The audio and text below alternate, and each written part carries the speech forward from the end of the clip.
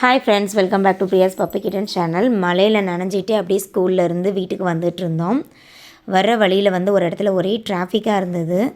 இங்கே பாருங்கள், என்னாச்சு அப்படின்னு பார்த்தா, இந்த லாரிக்கு பக்கத்தில் ஒரு மரத்தில் இடி விழுந்துருச்சுன்னு சொல்லி இந்த லாரி டிரைவர் ரிவர்ஸ் எடுத்து ரோட்டு மேலே இருந்த 2 போஸ்ட்டை அடித்து நொறுக்கிட்டாங்க.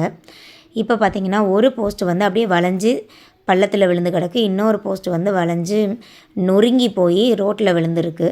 நீங்கள் பார்த்தாலே உங்களுக்கு தெரியும். ஸோ இந்த இடத்துக்கு ரோட்டில் கரண்ட் வேறு ரொம்ப பாஸ் ஆயிடுச்சு. அதனால் இங்கே ஈபிக்காரங்க கரண்ட்டெல்லாம் டிஸ்கனெக்ட் பண்ணி இப்போ அதை தான் சரி பண்ணுறதுக்காண்டி பார்த்துட்ருக்காங்க. இந்த வழியில் வர பஸ்ஸு, லாரி எல்லாமே பயங்கரமான டிராஃபிக் உண்டாக்கிட்டுருக்கு.